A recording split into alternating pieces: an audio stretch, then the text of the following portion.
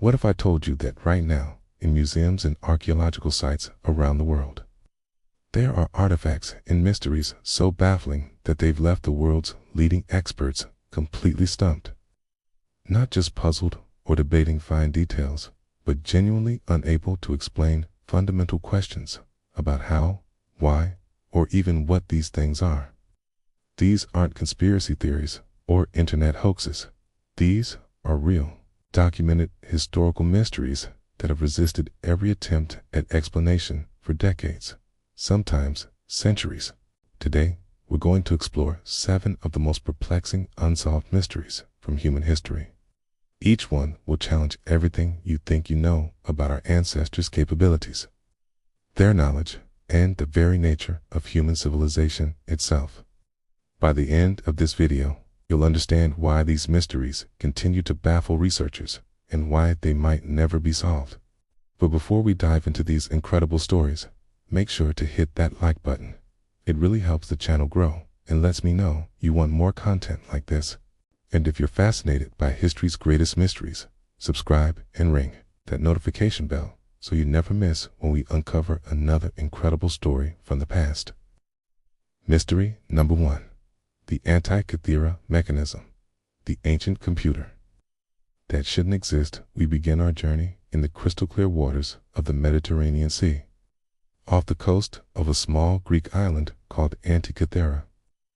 The year was 1901, and a team of sponge divers was working the depths when they made a discovery that would completely revolutionize our understanding of ancient technology. What they found was just another ancient shipwreck. There was a window into a level of technological sophistication that, according to everything we thought we knew about the ancient world, simply shouldn't have existed.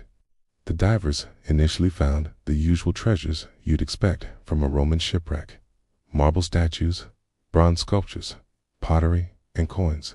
But among these artifacts was something that would prove far more significant than any golden treasure. It was a corroded, unassuming lump of bronze and wood, about the size of a shoebox, that had been sitting on the seafloor for over 2,000 years. For the next 50 years, this mysterious object would sit largely ignored in the National Archaeological Museum of Athens. Its true significance completely unknown. It wasn't until the 1950s that researchers began to realize they were dealing with something extraordinary. Using X-ray photography, they discovered that the corroded lump contained an intricate system of bronze gears, dials, and inscriptions. What they had found was nothing less than an ancient analog computer, a device so sophisticated that it would rewrite the history of technology itself. The Antikythera Mechanism, as it came to be known, is a marvel of ancient engineering. The device consists of at least 82 bronze gears arranged in a complex system that could predict astronomical events with remarkable accuracy. It could calculate the positions of the sun, moon, and planets, predict eclipses decades in advance, and even track the 4-year cycle of the Olympic Games. The level of precision is extraordinary. The device accounts for the irregular orbit of the moon and can predict solar eclipses with an accuracy that would not be matched by European clockmakers until the 14th century. But here's what makes this discovery so mind-bending. The Antikythera Mechanism dates to approximately 100 BCE, during the height of ancient Greek civilization. We're talking about a time when the most advanced tools were thought to be simple mechanical devices like the lever, the pulley, and the screw. Yet, here was a machine that operated on principles more advanced than anything we see again until the astronomical clocks of medieval Europe. Over 1,000 years later, the mathematical sophistication required to create this device is staggering. The ancient Greeks who built it had to understand complex astronomical cycles, including the 19-year Metonic cycle that reconciles lunar and solar calendars. It's the 76-year Callippic cycle that provides even more accurate astronomical predictions, and the 223-month Saros cycle used to predict eclipses. They had to translate this knowledge into precise gear ratios and mechanical relationships, requiring an understanding of both advanced mathematics and mechanical engineering that we previously thought did not exist in the ancient world. Recent research using cutting-edge imaging technology has revealed even more astounding details. The device contained detailed instructions written in tiny, ancient Greek text, essentially making it the world's first user manual for a computer. The inscriptions describe how to operate the mechanism and explain the astronomical phenomena it was designed to predict. This suggests that the Antikythera Mechanism wasn't a one-off creation by a single genius inventor, but part of a broader tradition of mechanical, astronomical instruments that we've completely lost to history. The implications of this discovery are profound and disturbing to our understanding of technological progress. If the ancient Greeks possessed the knowledge to create such sophisticated mechanical computers, what else might they have been capable of? The device suggests that technological advancement doesn't follow the neat, linear progression we often assume. Instead, it appears that incredibly advanced knowledge can emerge, flourish, and then disappear without a trace, leaving us to rediscover the same principles centuries later. Perhaps most frustrating for researchers is the complete absence of any similar devices from the ancient world. The Antikythera Mechanism stands alone in the archaeological record, with no clear predecessors or successors. This isolation makes it impossible to understand how this technology developed or why it apparently vanished so completely. It's as if someone from the ancient world had somehow leaped forward in time, borrowed advanced mechanical knowledge, and then disappeared back into history. Modern attempts to recreate the Antikythera Mechanism have required teams of archaeologists, mechanical engineers, mathematicians, and computer scientists working with the most advanced tools available. Even with all our modern knowledge and technology, fully understanding and replicating this ancient device remains a significant challenge. The precision of the gear cutting, the complexity of the mechanical relationships, and the sophistication of the astronomical calculations all represent achievements that push the boundaries of what we thought possible in the ancient world. The mystery deepens when we consider the historical context. The Antikythera Mechanism was created during a period of ancient Greek civilization that we generally consider to be technologically limited. Yet here we have evidence of mechanical engineering capabilities that wouldn't be seen again until the Renaissance. This suggests that our understanding of ancient technological capabilities is fundamentally flawed, or that there are entire traditions of knowledge that have been completely lost to history. The device also raises questions about the nature of ancient science and technology. The Antikythera Mechanism wasn't just a simple calculating tool. It was a sophisticated scientific instrument that required advanced understanding of astronomy, mathematics, and mechanical engineering. This suggests that ancient Greek scholars had developed a level of scientific and technological integration that we're only beginning to appreciate. What makes this mystery even more compelling is that the Antikythera Mechanism continues to yield new secrets as technology advances. Each new imaging technique, each new analysis method, reveals additional layers of complexity and sophistication. The device appears to be even more advanced than we initially realized, with features and capabilities that we're still discovering and trying to understand. The Antikythera Mechanism stands as perhaps the most significant technological anachronism in human history. It forces us to reconsider everything we thought we knew about ancient capabilities and raises profound questions about the nature of technological progress itself. In a world where we often assume that newer is always better and that progress moves in a straight line, the Antikythera Mechanism reminds us that human ingenuity and knowledge can achieve remarkable heights and then disappear without a trace, leaving us to puzzle over the achievements of our ancestors.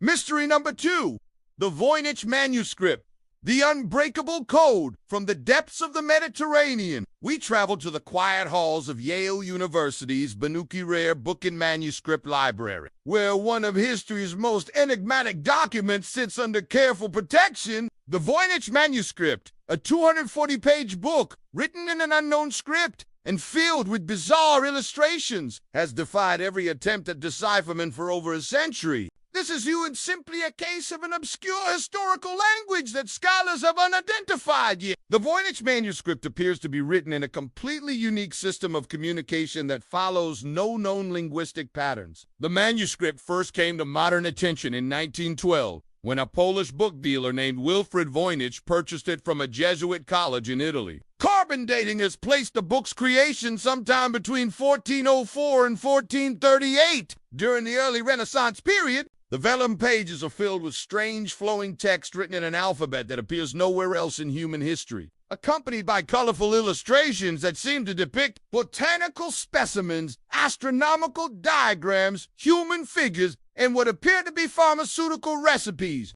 At first glance, the Voynich Manuscript resembles a medieval scientific treatise or herbal guide, the kind of practical manual that would have been common in universities and monasteries of the period. But closer examination reveals something far more mysterious. The plants depicted in the botanical section don't match any known species, living or extinct. The astronomical diagrams don't correspond to any recognized celestial phenomena. The human figures appear to be engaged in activities that do match any known medical or religious practices. The text itself is perhaps the most maddening aspect of the entire mystery. The writing flows naturally across the pages with consistent letter forms and what appear to be word boundaries and sentence structures. Statistical analysis reveals patterns that strongly suggest it as a genuine language rather than random symbols or a simple cipher. The same mysterious words appear repeatedly throughout the texts,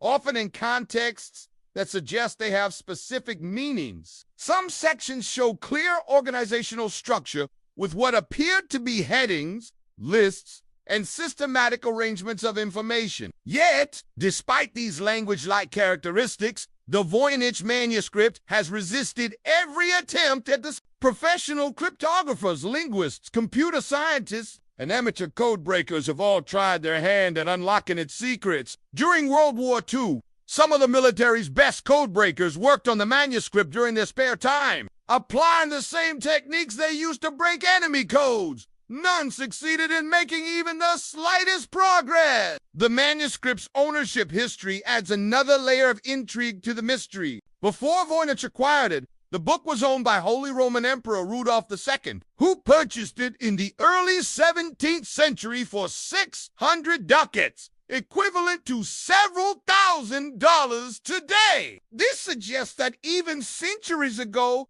the manuscript was considered valuable and mysterious. The emperor believed it had been written by Roger Bacon, the famous 13th century philosopher and scientist. Though this attribution has been thoroughly disproven by modern analysis, various scholars throughout history have claimed to have decoded portions of the manuscript, but none of these claimed solutions have withstood scrutiny. In the 1920s, William Romaine Newbold, a professor at the University of Pennsylvania, announced that he had decoded the manuscript and discovered that it contained advanced scientific knowledge, including telescopic observations of nebulae and cellular structures. However, other scholars quickly demonstrated that Newbold's decipherment was based on seeing patterns that were actually there, a phenomenon known as a modern computational analysis has brought powerful new tools to bear on the Voynich Manuscript,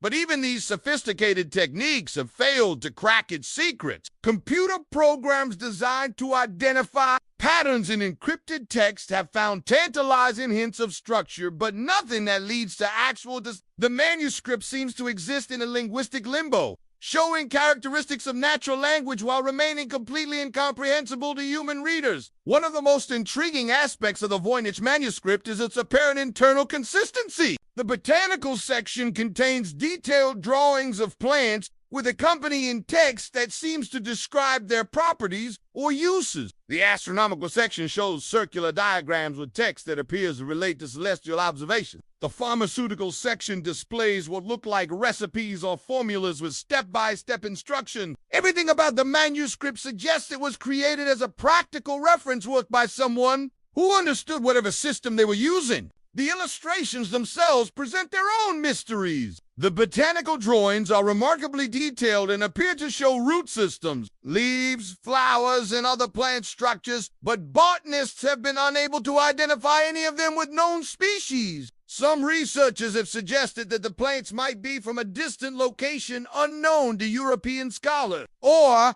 that they might be stylized representations of known plants. However, the level of detail and biological accuracy in the drawings suggests that the artist was working from direct observation rather than imagination. The astronomical diagrams are equally puzzling. They show circular designs with text and symbols that appear to relate to celestial observations, but they don't correspond to any known astronomical phenomena or astrological systems. Some of the diagrams resemble zodiacal charts, while others appear to show calendrical information. The complexity and systematic nature of these diagrams suggests they were created by someone with genuine astronomical knowledge, but the specific system being used remains completely opaque. Perhaps most disturbing are the illustrations in what researchers call the balneological section, which shows groups of nude women connected by an elaborate system of pipes and pools. The women appear to be bathing in or emerging from various liquid-filled containers, connected by a network of green and brown tubes. Some scholars have suggested these illustrations might relate to medieval medical practices or alchemical processes,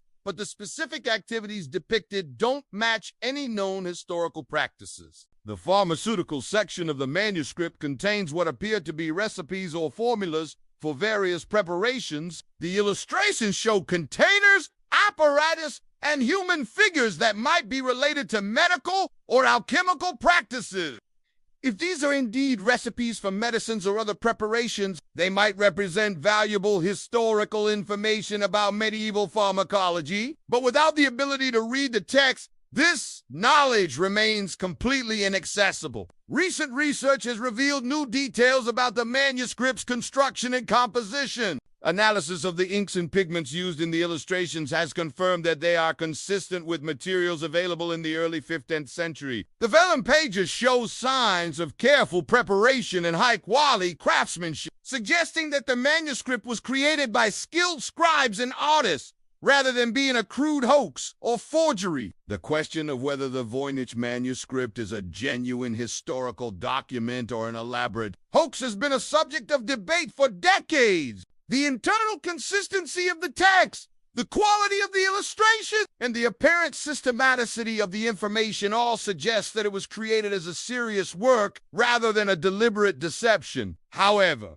the complete absence of any similar documents from the same period and the manuscript's resistance to all attempts at this have led some researchers to suspect that it might be an elaborate fake. Modern statistical analysis of the text has revealed some intriguing patterns that add to the mystery rather than solving it. The manuscript shows characteristics of natural language, including appropriate word, length distributions, and statistical patterns that suggest genuine linguistic structure. However, the text also shows some anomalies that don't appear in known languages, such as unusual patterns of word repetition and character frequency distributions that don't match any known linguistic family. The Voynich Manuscript represents a unique form of historical mystery because it is not about what happened in the past, but about what someone in the past was trying to communicate. The book sits in its climate-controlled case at Yale,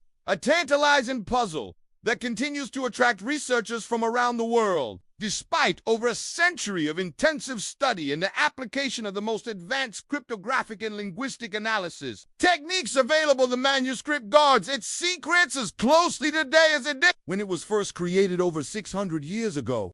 Mystery number 3. The disappearance of the Roanoke colony, America's first lost civilization.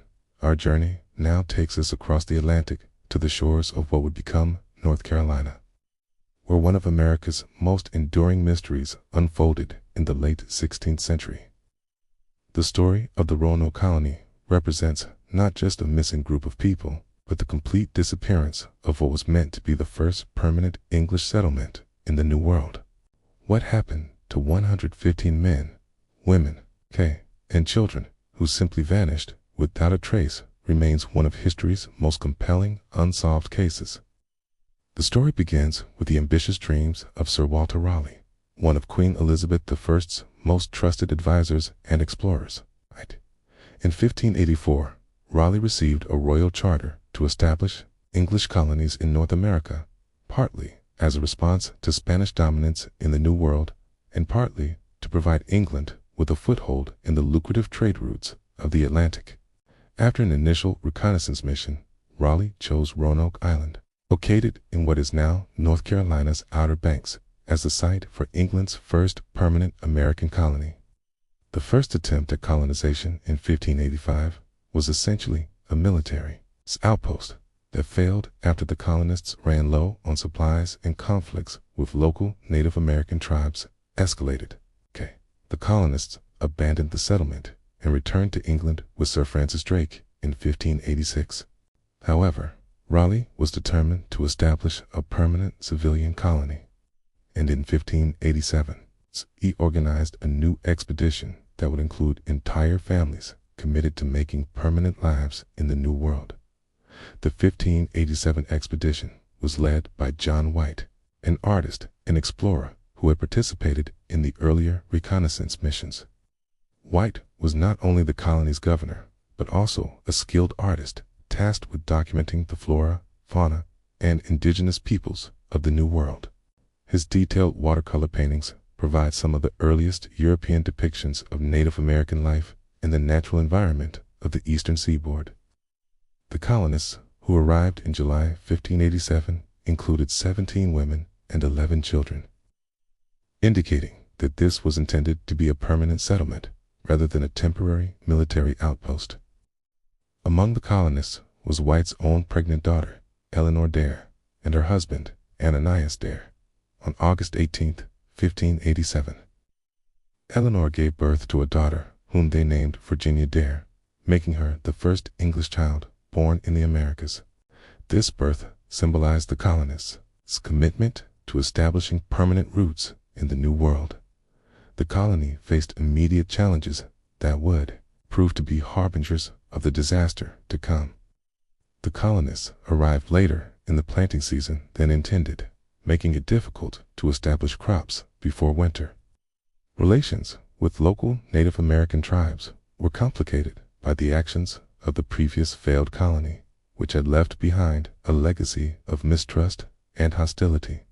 The colonists also discovered that the supplies left by the previous expedition had been damaged or destroyed, leaving them with fewer resources than expected. Recognizing the precarious situation, John White made the difficult decision to return to England to organize a relief expedition. This decision would haunt him for the rest of his life, as he was forced to leave behind his daughter, his granddaughter, and the other colonists he was responsible for protecting. White's plan was to return quickly with additional supplies and reinforcements, but history had other plans. White's return voyage to England coincided with one of the most dramatic periods in English history. The Spanish Armada was preparing to invade England, and Queen Elizabeth I ordered that every available ship be pressed into service for national defense. This mobilization meant that White's planned quick return to Roanoke was indefinitely delayed. For 3 agonizing years, White could only imagine what was happening to his family and the colonists he had left behind. During this period, White made desperate attempts to organize private relief expeditions, but each effort failed due to lack of funding, ship availability, or other logistical problems. The psychological toll on White was enormous. He was trapped in England while his daughter and granddaughter faced unknown dangers in the American wilderness. His letters from this period reveal a man tormented by guilt and desperate worry about the fate of his loved ones. When White finally returned to Roanoke Island in August 1590, he found a scene that has puzzled historians for over 4 centuries. The settlement was completely abandoned, with no signs of the 115 colonists who had been living there. The houses had been dismantled in an orderly fashion, and the colonists' belongings were gone. There were no signs of violence, no bodies, and no clear indication of what had happened to the people who had lived there. The only clues White found were two cryptic messages carved into wooden posts. The word Croatoan was carved into a post at the entrance to the settlement, and Crow was carved into a nearby tree. Before leaving for England, White had arranged with the colonists that if they were forced to leave the settlement, they would carve their destination into a tree or post. If they were leaving under duress or danger, they would include a cross symbol with the message. Significantly, neither carved message included a cross. Croatoan was the name of a nearby island, now known as Hatteras Island, which was inhabited by Native Americans who had previously shown friendship toward the English. The logical assumption was that the colonists had moved to Croatoan Island, either by choice or by invitation from the indigenous inhabitants. White was desperate to sail to Croatoan to search for his family and the other colonists. But a severe storm and problems with his ship's anchor cable forced him to abandon the search and return to England. This forced departure would prove to be one of the most tragic aspects of the entire mystery. White would never return to search for the lost colonists, and he would never learn the fate of his daughter Virginia Dare or the other members of the colony.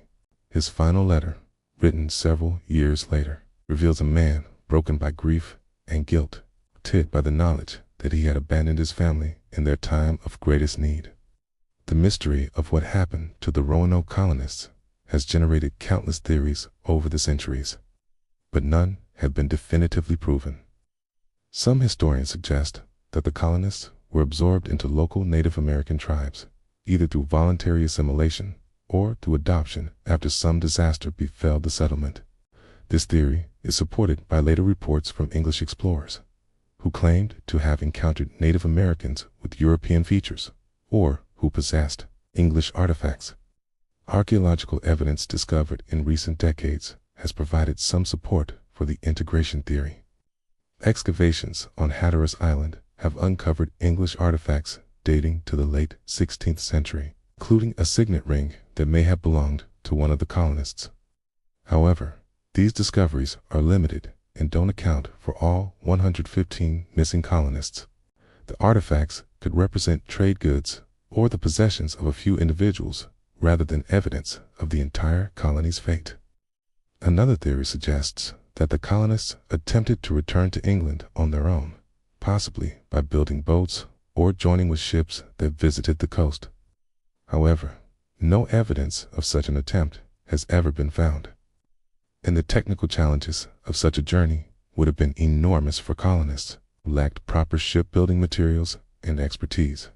The Atlantic crossing was dangerous, even for well-equipped professional sailors, making it unlikely that colonial families with children could have survived such an attempt. More dramatic theories propose that the colonists were killed by hostile Native American tribes. But this explanation contradicts the evidence found at the settlement.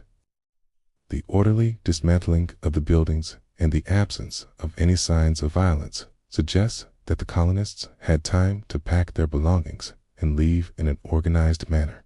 If they had been attacked, we would expect to find evidence of the struggle, hastily abandoned possessions, or other signs of sudden departure. Recent archaeological investigations have uncovered tantalizing clues that suggest the colonists may have split into smaller groups and moved to different locations. Excavations at sites both on Hatteras Island and on the mainland have found English artifacts dating to the appropriate time period, suggesting that at least some colonists survived for some time after abandoning the original settlement. However, these discoveries raise as many questions as they answer, as they do unexplain what ultimately happened to the colonists, or why they chose to leave Roanoke Island. One of the most intriguing aspects of recent research is the discovery of what appears to be a planned evacuation rather than an emergency departure. The systematic dismantling of the buildings and the organized removal of possessions suggest that the colonists had time to plan their departure and prepare for relocation. This contradicts theories of sudden disaster or attack and suggests that the colonists made a deliberate decision to abandon the settlement. The environmental context of the Roanoke colony's disappearance has also received increased attention from researchers. Tree ring analysis has revealed that the colonists arrived during one of the worst droughts in the region's history, lasting from 1587 to 1589. This severe drought would have made it extremely difficult to grow crops and maintain adequate water supplies, potentially forcing the colonists to seek more hospitable locations for survival. The cultural and political context of the disappearance is equally important to understanding the mystery. The late 16th century was a period of complex relationships between European colonists and Native American tribes, with alliances and conflicts shifting rapidly based on trade opportunities, territorial disputes, and cultural misunderstandings.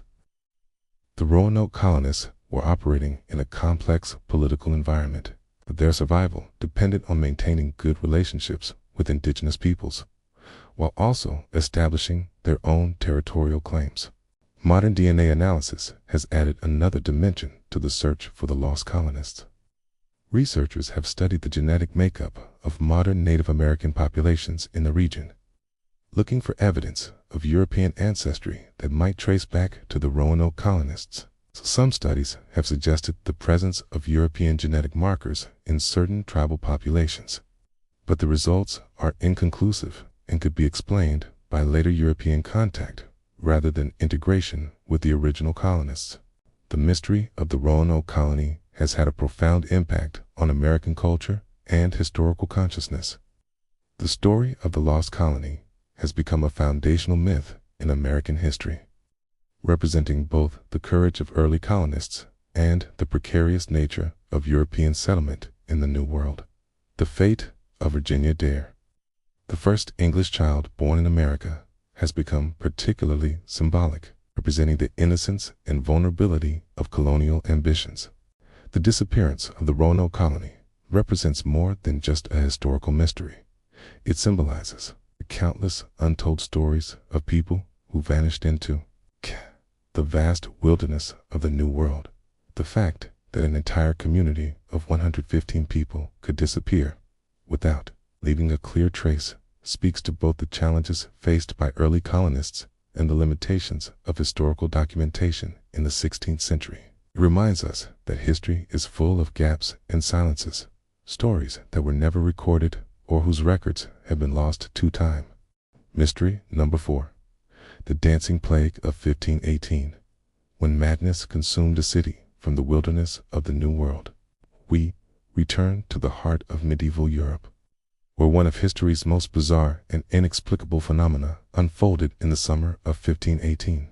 In the city of Strasbourg, then part of the Holy Roman Empire, a woman named Frau Traffia stepped into the street and began to dance. What started as a seemingly innocuous event would spiral into one of the most disturbing and mysterious episodes in recorded history, challenging our understanding of human psychology, social behavior, and the very nature of mass hysteria. The incident began in July 1518, when Frau Traffia began dancing in the narrow streets of Strasbourg. But this was not a celebration or a moment of joy. Her dancing appeared to be completely involuntary and uncontrollable.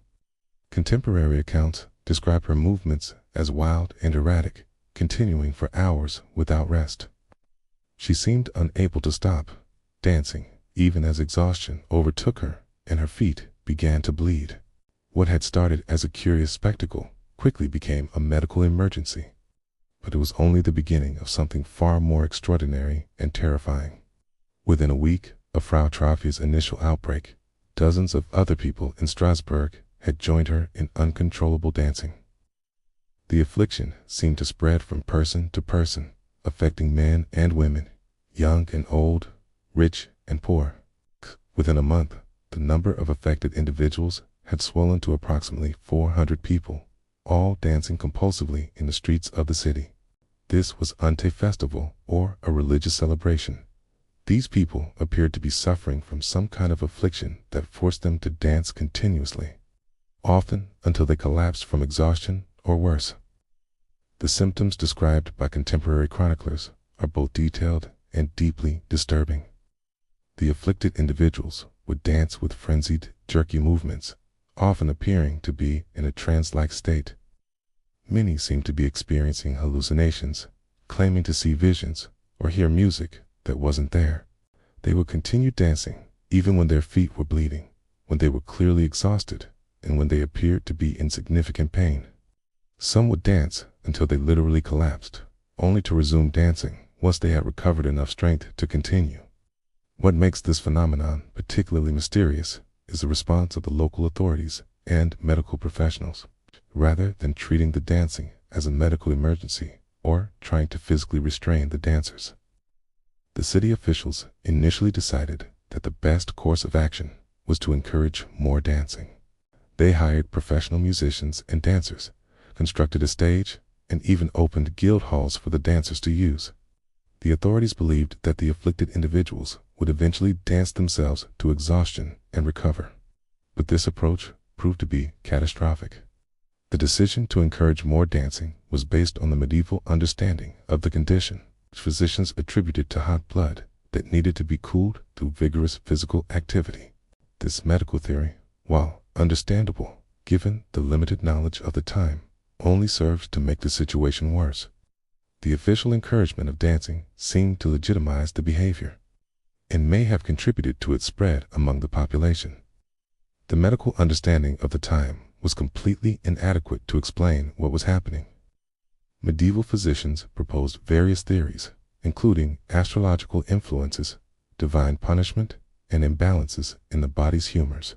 Some suggested that the dancing was caused by supernatural forces, while others believed it was a form of demonic possession. The complete inability of medieval medicine to address the phenomenon only added to the fear and confusion surrounding the outbreak. Contemporary accounts describe scenes that sound almost apocalyptic.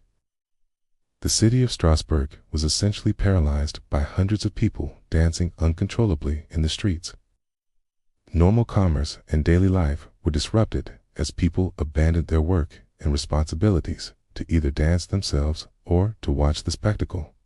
Families were torn apart as loved ones became trapped in this compulsive behavior, unable to eat, sleep, or carry out basic functions of daily life. The psychological impact on the community was enormous. Residents watched in horror as their neighbors, friends, and family members succumbed to this inexplicable affliction. The dancing plague created a climate of fear and uncertainty that pervaded the entire city. Parents worried that their children might be affected, while spouses watched helplessly as their partners danced themselves to exhaustion. The social fabric of the community was stretched to its breaking point. The most disturbing aspect of the dancing plague was its apparent mortality rate. While exact numbers are difficult to verify due to the limitations of medieval record-keeping, contemporary accounts suggest that several dozen people died as a result of the dancing. The causes of death were reported to include heart attacks, strokes, and exhaustion. The idea that people could literally dance themselves to death adds a particularly dark dimension to this already mysterious phenomenon. The dancing plague was not confined to the streets of Strasbourg. Reports from the period describe similar outbreaks in nearby towns and villages, suggesting that the phenomenon was spreading beyond the city limits. This regional spread of the affliction added to the panic and confusion. As authorities struggled to understand what was causing the dancing and how to stop it from spreading further, modern attempts to explain the dancing plague of 1518 have proposed various theories, but none are entirely satisfactory. Some researchers suggest that the outbreak was a form of mass psychogenic illness, also known as mass hysteria, where physical symptoms spread through a population due to psychological factors rather than physical causes. This theory is supported by the fact that the dancing appeared to spread from person to person and affected individuals who had no obvious physical ailment. However, the scale and duration of the Strasbourg outbreak exceed most documented cases of mass hysteria. Mass psychogenic illness typically affects smaller groups over shorter periods, whereas the dancing plague affected hundreds of people over several months.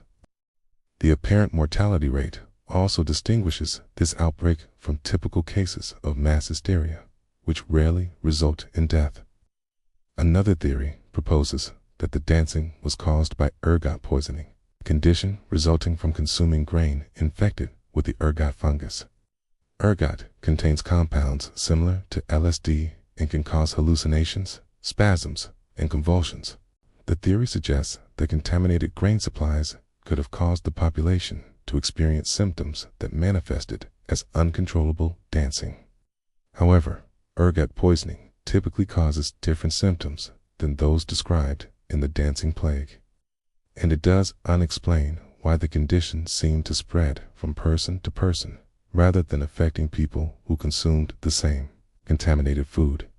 Some historians have suggested that the dancing plague was a form of social or religious protest, a way for people to express dissatisfaction with their living conditions or religious authorities. The early 16th century was a time of significant social upheaval in Europe, with economic hardship, religious reformation, and political instability creating stress and uncertainty.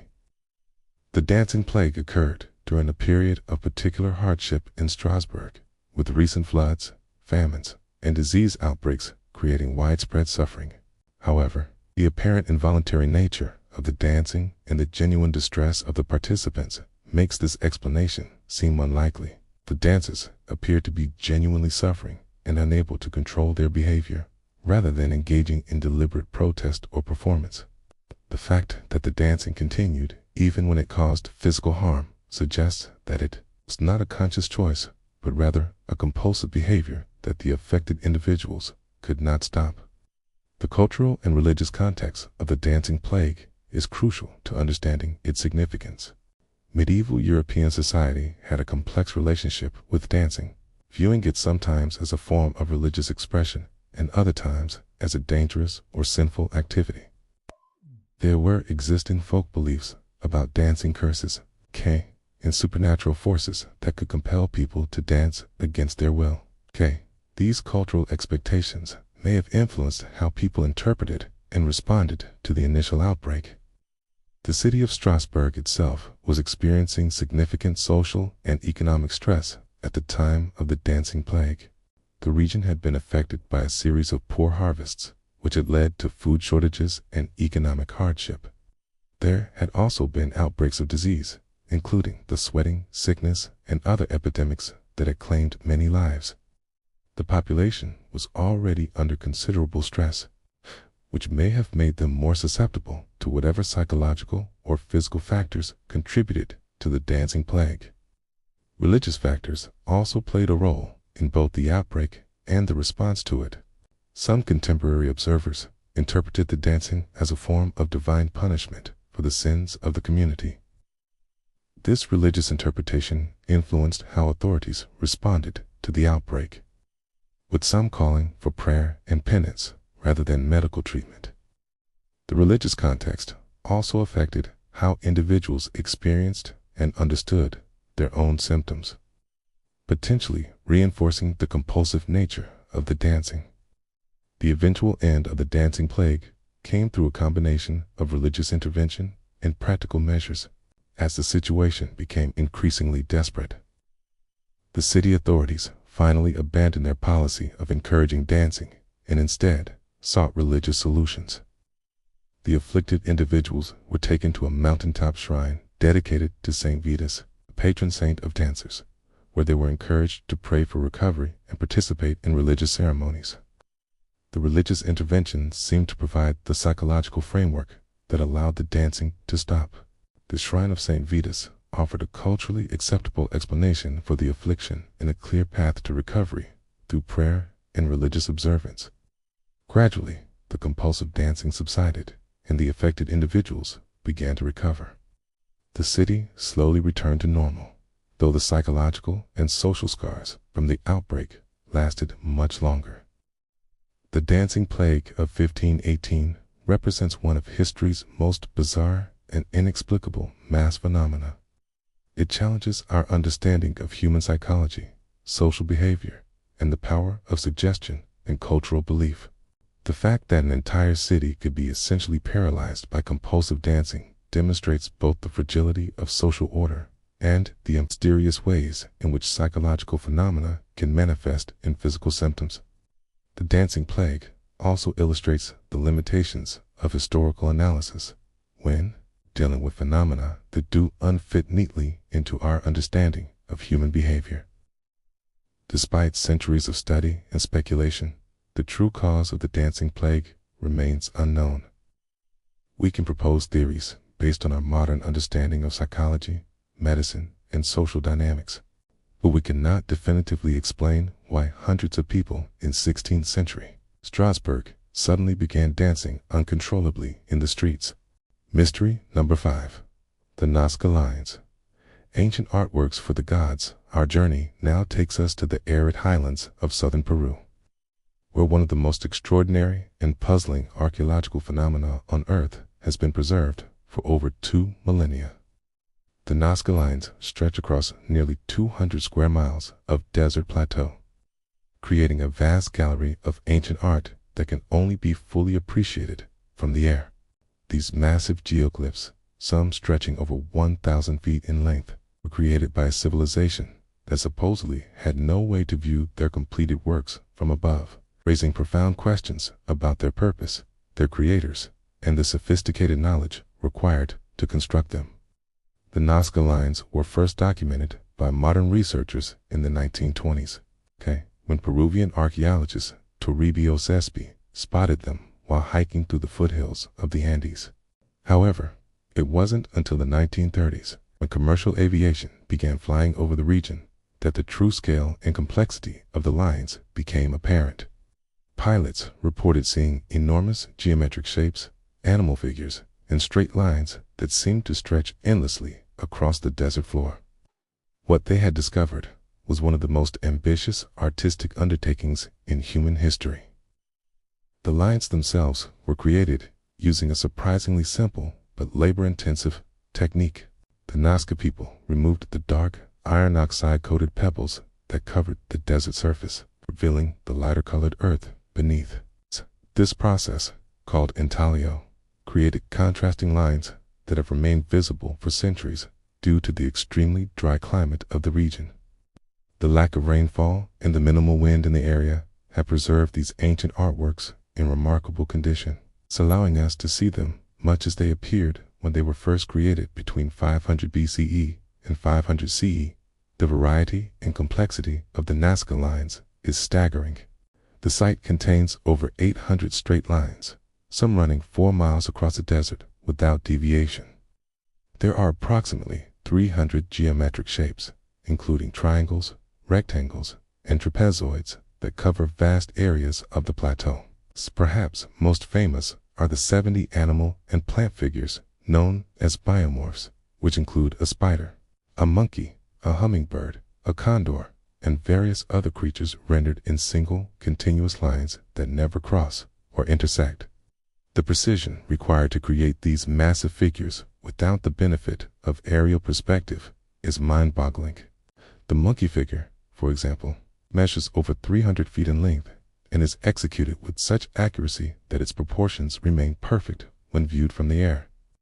The spider figure is even more remarkable, not only for its size, but for its anatomical accuracy.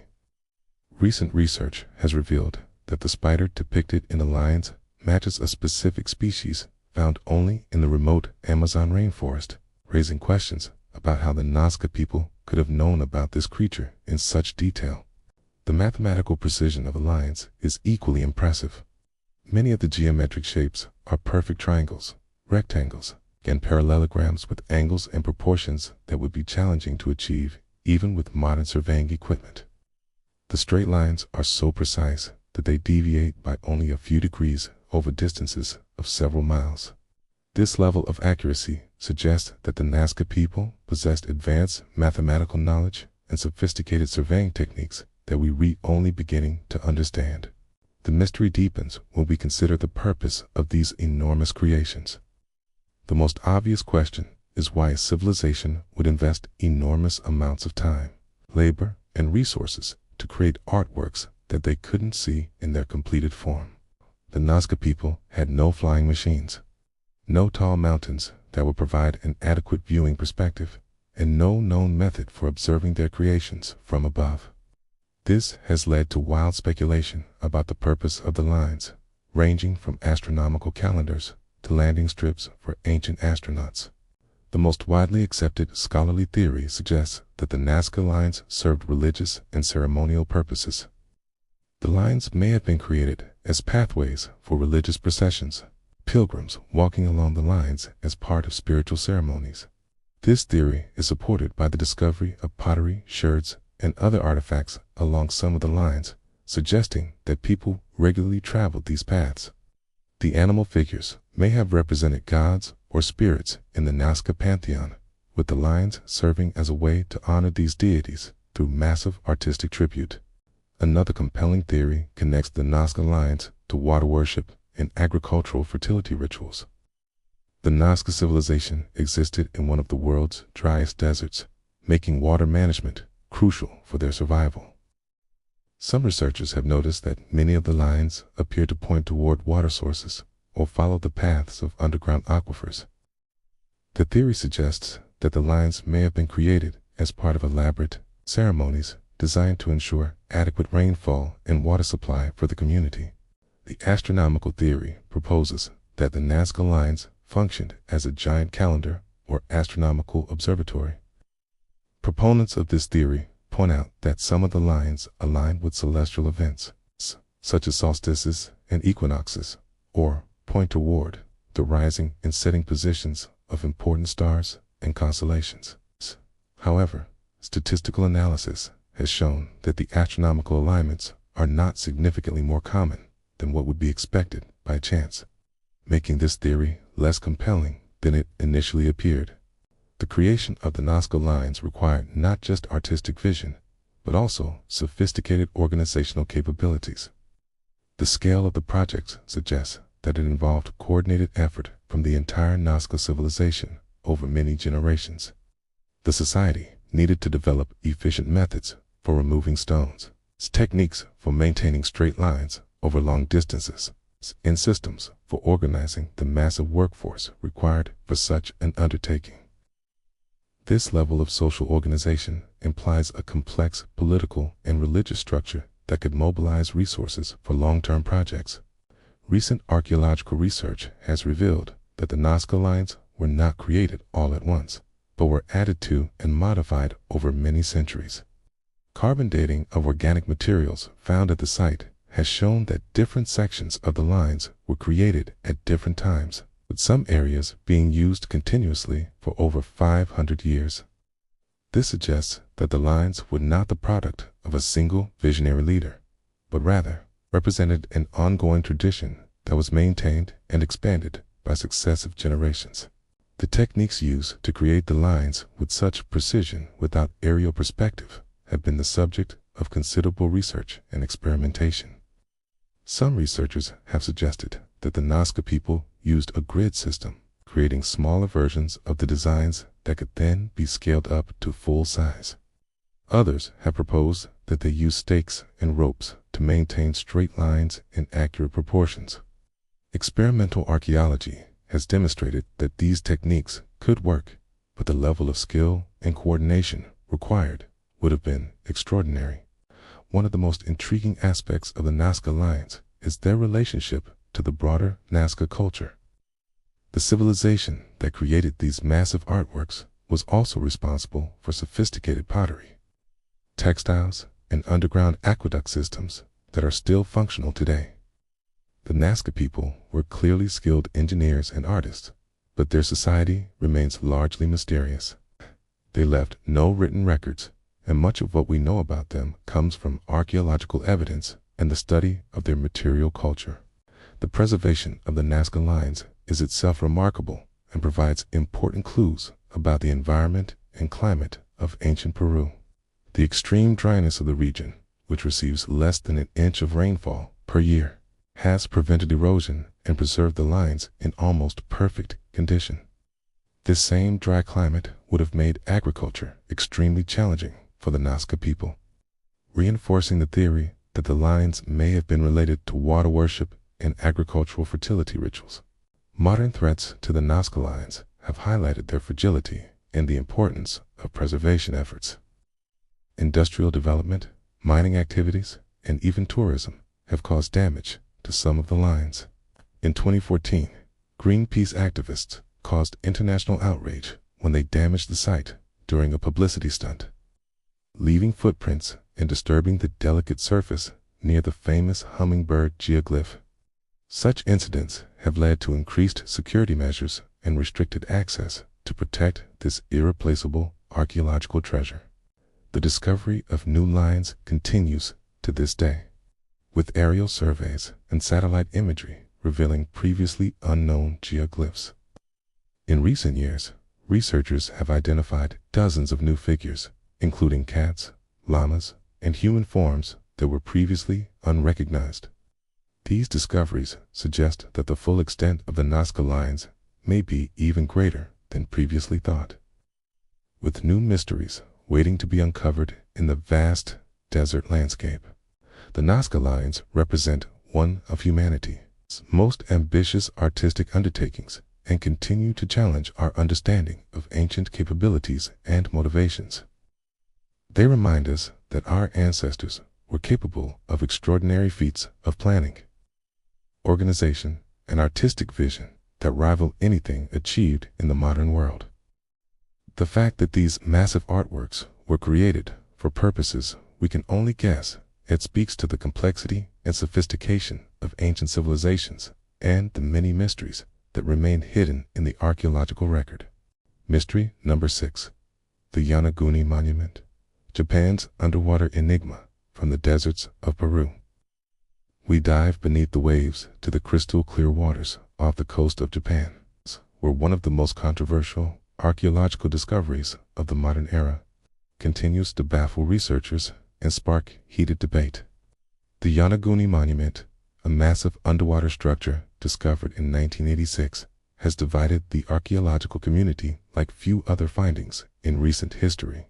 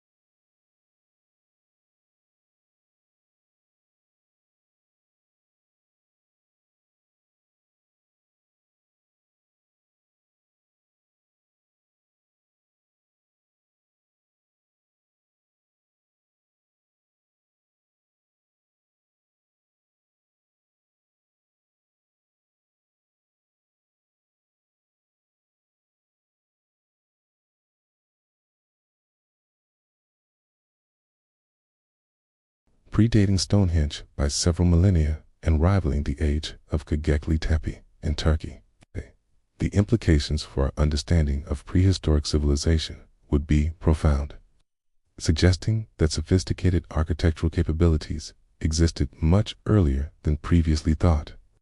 The architectural features of the monument are remarkably sophisticated for such an ancient date. The structure includes what appear to be drainage channels, holding pools, and a complex network of passages and chambers. Some sections contain perfectly straight edges and right angles that would be extremely difficult to achieve without advanced tools and planning. The precision of the construction suggests a high level of engineering knowledge and organizational capability.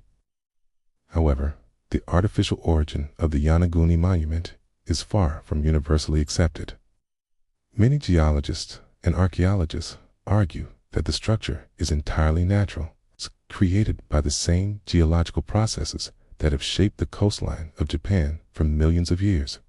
The area around Yonaguni Island is known for its dramatic geological formations, including natural rock pillars, sea caves, and other structures that can appear remarkably architectural when viewed from certain angles.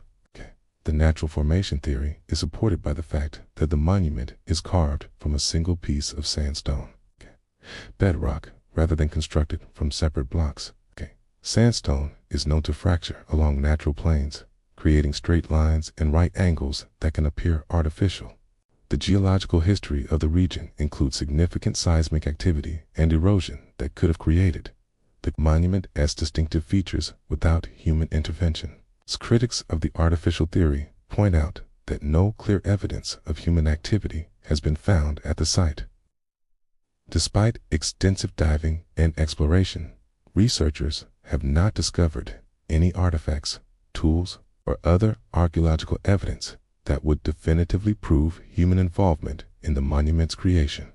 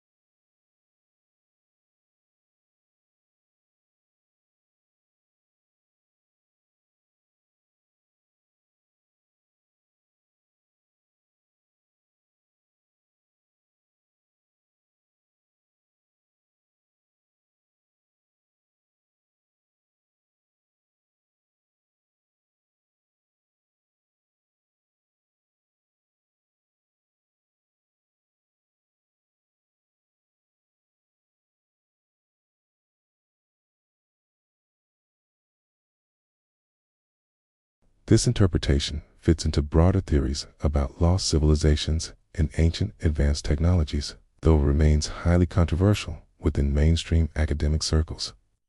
The geographical location of the Yonaguni Monument is significant for understanding both its potential origins and its current state of preservation. The waters around Yonaguni Island are part of the Kuroshio Current system, which brings warm water from the tropical Pacific and creates unique environmental conditions.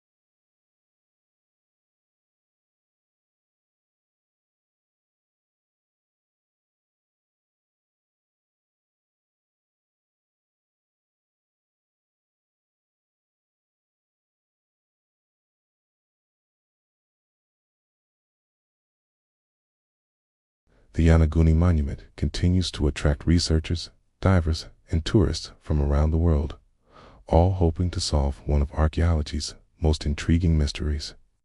Whether it ultimately proves to be the work of an unknown prehistoric civilization or an extraordinary example of natural geological artistry, the monument stands as a testament to the mysteries that still lie hidden beneath the waves, waiting to challenge our understanding of human history and the natural world.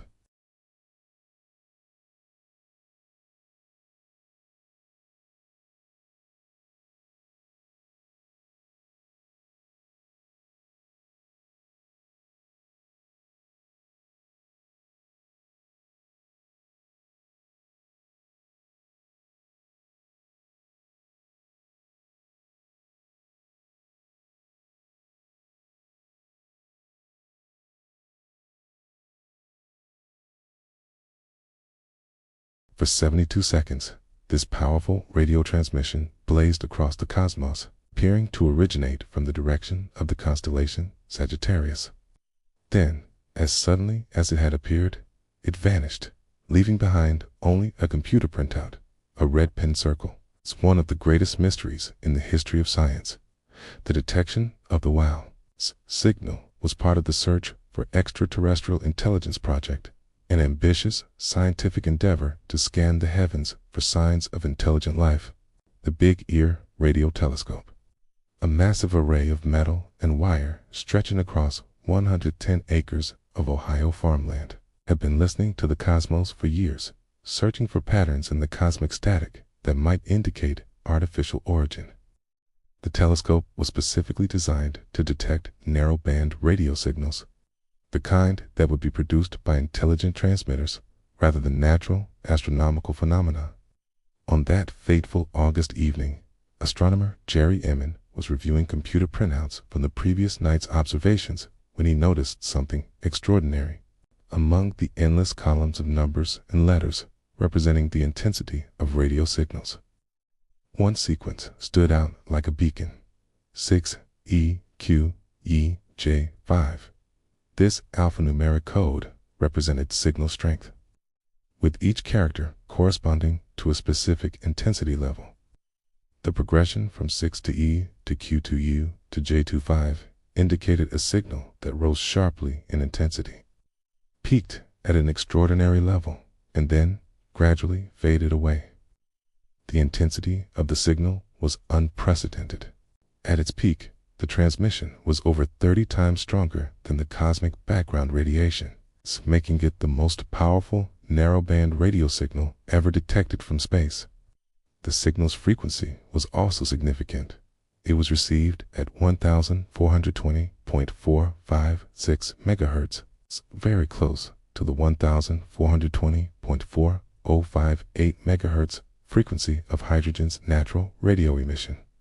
This frequency, known as the hydrogen line, is considered one of the most likely frequencies for extraterrestrial communication, because hydrogen is the most abundant element in the universe, making this frequency universally known to any scientifically advanced civilization. Jerry Inman was so amazed by the discovery that he grabbed a red pen and circled the sequence on the printout, writing "Wow" in the margin. This exclamation gave the signal its name and became one of the most famous annotations in scientific history. The spontaneous nature of Inman's reaction captures the excitement and astonishment that the scientific community felt when the signal was first analyzed and its implications became clear. The characteristics of the WOW signal matched almost perfectly what SETI researchers had predicted an extraterrestrial transmission might look like. The signal was narrowband, meaning it was concentrated in a very specific frequency range, rather than spread across a broad spectrum like natural radio sources. It showed the expected Doppler shift pattern that would result from Earth's rotation, indicating that it was coming from a fixed point in space rather than from a terrestrial source. The signal's duration of 72 seconds was also consistent with the Big Ear telescope's observation capabilities, representing the maximum time the telescope could track a single point in the sky. The location of the signal's origin added to its mystery and significance.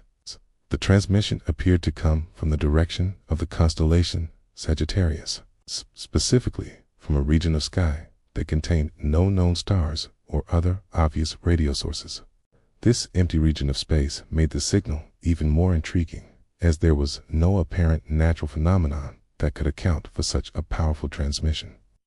The coordinates placed the signal's origin in a relatively unremarkable part of the galaxy, not far from the galactic center, but not in any location that would be obvious for astronomical observation. The immediate response to the WOW signal was intense excitement, followed by methodical scientific investigation. Researchers at the Big Ear telescope began conducting follow-up observations, pointing the telescope back toward the same region of sky in hopes of detecting the signal again. They also contacted other radio telescopes around the world, asking them to search for similar transmissions. The scientific community was cautiously optimistic, but also careful to consider all possible explanations for the signal. Despite extensive searching, the WOW signal has never been detected again. This one-time appearance is both its greatest strength as evidence for extraterrestrial intelligence and its greatest weakness as scientific proof.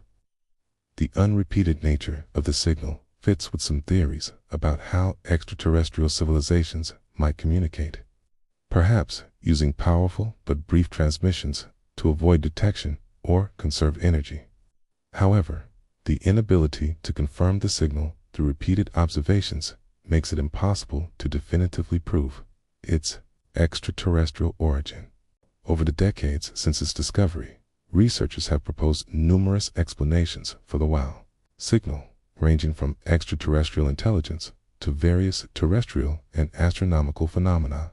Some theories suggest that the signal could have been caused by interference from Earth-based sources such as military radar, satellite communications, or other radio transmissions. However, the signal's characteristics and the careful analysis conducted by SETI researchers make these explanations unlikely. Other proposed explanations include natural astronomical phenomena, such as the collision of neutron stars, unusual solar activity, or previously unknown types of cosmic radio sources. Some researchers have suggested that the signal might have been caused by the reflection of terrestrial radio transmissions off space debris or unusual atmospheric conditions. However, none of these natural explanations can fully account for the signal's unique characteristics and extraordinary intensity. One of the most intriguing aspects of the WOW signal is its frequency. The transmission was detected at a frequency very close to the hydrogen line, which has special significance in the search for extraterrestrial intelligence. Hydrogen is the most common element in the universe. and its characteristic radio emission frequency is a fundamental physical constant that would be known to any scientifically advanced civilization. SETI researchers have long considered the hydrogen line to be one of the most likely frequencies for extraterrestrial communication, making the WOW signal's frequency particularly significant. The duration and intensity pattern of the signal also support its potential extraterrestrial origin. The 72-second duration matches exactly what would be expected from a transmission originating from a fixed point in space, as observed by the Big Ear Telescope's scanning pattern. Signal's intensity curve, rising to a peak and then gradually fading, is consistent with the telescope S-beam pattern and the expected behavior of a signal from a distant source. Recent advances in radio astronomy and signal processing have brought new analytical techniques to bear on the WOW signal data. Modern computer analysis has confirmed the original interpretation of the signal S characteristics and has ruled out most terrestrial explanations. The signal's properties remain consistent with an extraterrestrial origin, though definitive proof remains elusive without additional detections. The search for the WOW signal source has continued for over 4 decades, with astronomers regularly monitoring the region of sky where it was detected. Modern radio telescopes, far more sensitive than the Big Ear Telescope, have searched the area extensively without finding any trace of the original signal or similar transmissions. This absence of follow-up signals adds to the mystery and makes the original detection even more remarkable. The WOW signal has had a profound impact on the field of SETI and the broader scientific community as approach to the search for extraterrestrial intelligence. The detection demonstrated that it was possible to detect artificial signals from space and provided a concrete example of what such a signal might look like. The signal S characteristics have influenced the design of subsequent SETI projects and have helped researchers refine their search strategies. The cultural impact of the WOW signal extends far beyond the scientific community. The detection has captured the public imagination and has become a symbol of humanity's search for its place in the universe. The signal represents both the tantalizing possibility that we are not alone in the cosmos and the frustrating reality that definitive proof of extraterrestrial intelligence remains just beyond our grasp. The WOW signal remains one of the most compelling pieces of evidence for the existence of extraterrestrial intelligence.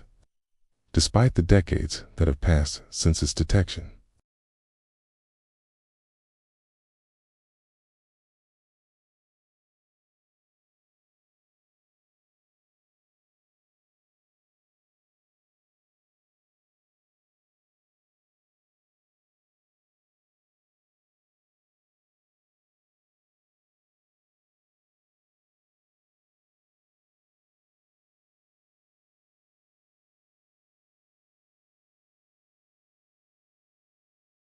conclusion, the enduring power of mystery as we reach the end of our journey through these 7 extraordinary mysteries. We were left with a profound realization about the nature of human knowledge and the limits of our understanding. Each of these mysteries, from the impossible sophistication of the Antikythera Mechanism to the tantalizing possibility of the WOW signal, represents a crack in our confident narrative of human progress and understanding. They remind us that history is not a neat story of steady advancement, but rather a complex tapestry filled with gaps, contradictions, and inexplicable phenomena that challenge our most basic assumptions about the past and our place in the universe. What makes these mysteries particularly compelling is not just their individual significance, but what they collectively tell us about the nature of human civilization and knowledge. The Antikythera Mechanism suggests that technological advancement is not always linear, that sophisticated knowledge can emerge, flourish, and then disappear without a trace. The Voynich Manuscript reminds us that entire systems of knowledge and communication can be lost so completely that they become incomprehensible to later generations. The disappearance of the Roanoke colony demonstrates how easily entire communities can vanish, leaving behind only questions and speculation. These mysteries also highlight the remarkable resilience of human curiosity and the scientific method. For decades, sometimes centuries, researchers have applied the best available tools and techniques to these puzzles, each generation building on the work of those who came before. The fact that these mysteries remain unsolved doesn't represent a failure of human intelligence or scientific methodology, but rather a testament to the complexity and richness of the phenomena we're trying to understand. Perhaps most importantly, these mysteries serve as a humbling reminder that despite all our technological advancement and scientific knowledge, the universe still holds secrets that may be beyond our current ability to comprehend.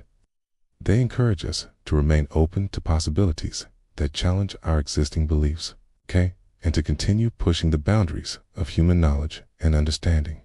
In an age where we often feel that everything has been discovered and explained, these 7 mysteries remind us that the greatest adventures in human knowledge may still lie ahead. They inspire us to keep questioning, keep exploring, and keep marveling at the incredible complexity and mystery of the world around us. Because sometimes the most profound discoveries come not from finding answers, but from learning to ask better questions. If you've enjoyed this journey through history's greatest mysteries, make sure to like this video and subscribe to the channel for more fascinating explorations of the unknown. What mystery intrigued you the most? Let me know in the comments below. And do you forget to ring that notification bell so you never miss when we uncover another incredible story from the depths of history. Until next time, keep questioning, keep wondering, and remember that the greatest mysteries are often hiding in plain sight, waiting for someone curious enough to notice them.